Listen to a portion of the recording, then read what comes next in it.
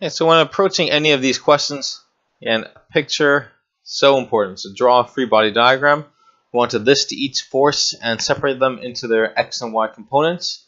And we're going to end up being able to create two equations. We're going to create one equation in the x direction, and that must sum to 0 for equilibrium to occur. And we're going to have an equation in the y direction, which also must equal to 0 for equilibrium to occur. So right now we're thinking, what factors are involved in order for this system to not move? And if our net force does not equal to 0, it means that this thing is going to accelerate. So here's our first problem. We have a 52 kilogram weight and it is suspended using two cables as shown in the diagram. So you can think of this as, I don't know, some pulley system or some ring, and one rope is going off to the ceiling like so, and the other rope is attached to a wall. And each rope is going to have a different tension value. So tension is just a force, but it's this particular name of the force when we're talking about ropes or cables or chains. So let's get started with this question. So the weight is in static equilibrium, so the sum of all forces acting on it must be equal to 0. So I'm going to draw our little free body diagram. And we can actually draw this, try to draw this proportionally. So we know that all the forces must sum to 0. So that means the forces in the x direction must be of the same magnitude. The force in the y direction must also be of the same magnitude. So if I drew this one first, if I said this is force of gravity, so Fg, and let's draw rope 1. So rope 1 is in this direction, 36 degrees. But the y component of this force must be the same, must have the same y size as Fg. Otherwise, it won't be balanced.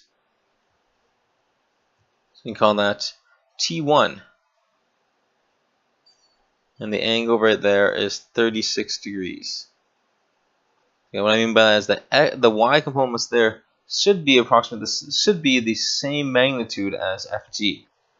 And T2 has to cancel the x component of T1. So whatever, if I draw this to scale, whatever x distance right there must be equal to T2. So there's two ways we can solve for this. The first method is algebraically, and then I'll show you how to solve this using the triangle method. Triangle method is very straightforward when there are just like 3 ropes. However, if you ever have like 4 objects, then it's impossible because you can no longer use Pythagorean theory or cosine law and sine law. So we can now look at this diagram and create some equations. So we see that T1x. See, let's solve for that right now. So we see T1, and we can say, we say up as positive and right as positive. So T1x is going to equal to negative magnitude, whatever T1 is, and that's going to be cos 36 degrees. And so if we actually drew that triangle out, we said this is 36 degrees. This is T1. The tension is in that, is the hypotenuse right there. So this is going to be T1x, and this is going to be T1y. You see T1x is going to be the cosine component of T1. So negative T1 cos 36. If I look at T2x, well, T2x is pretty straightforward. This second wire is only in the x direction, so that's just equal to T2. In the y direction, we have T1y. As up, that's going to be T1 sine 36 degrees.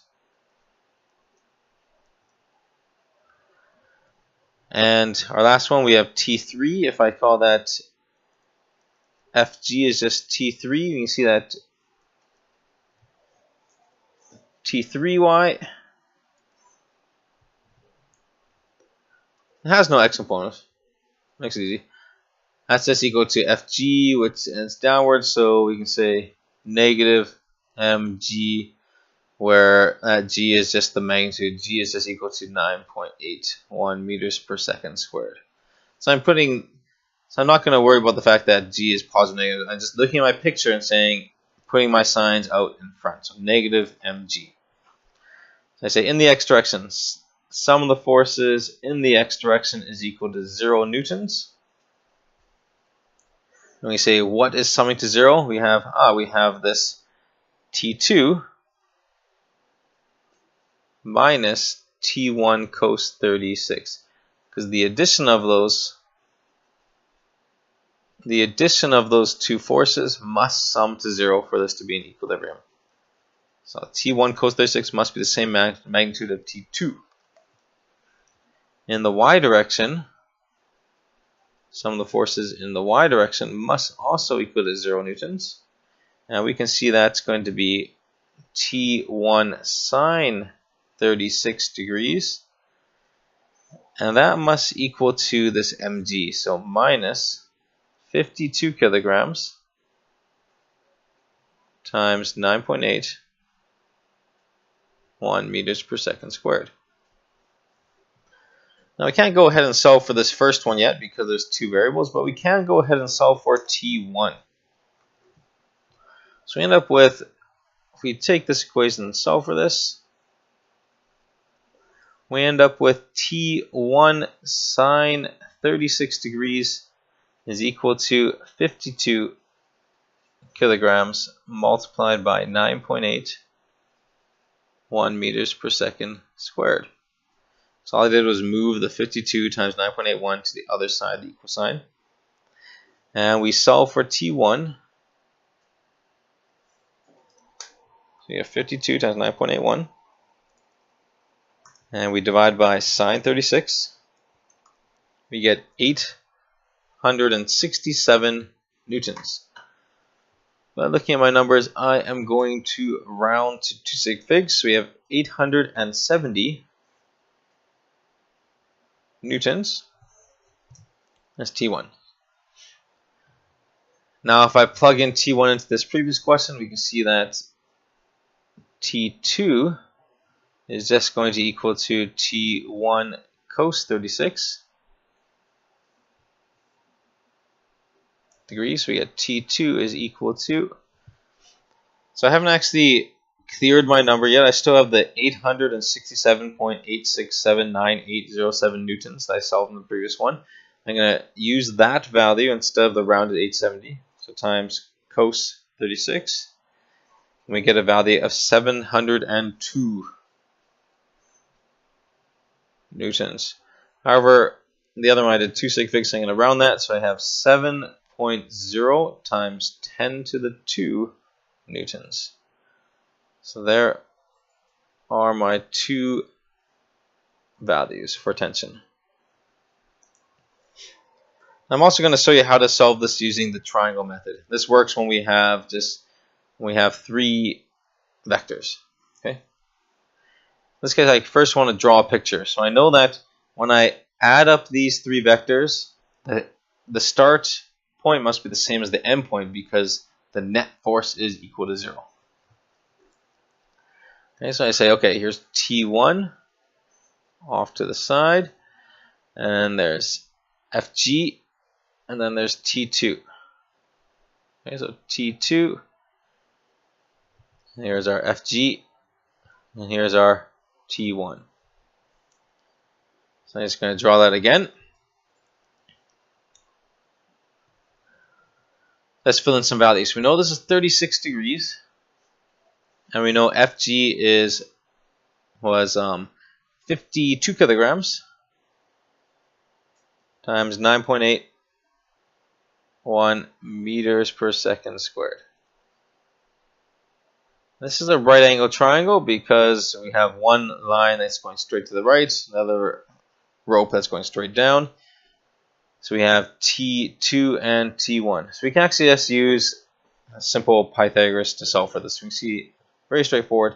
T1 is just equal to FG over sine 36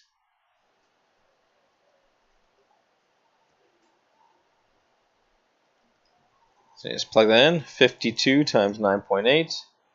1 divided by sine 36. You get 870 newtons, just like before. And we can see T2 is just going to be Fg over tan 36 degrees. And if you need me to solve the work, I have tan 36 degrees is equal to Fg over T2. So if I solve for T2 go multiply both sides by T2, then divide both sides by tan 36. I get 9.81 multiplied by 52 kilograms divided by tan 36. And we get a value of 702 newtons.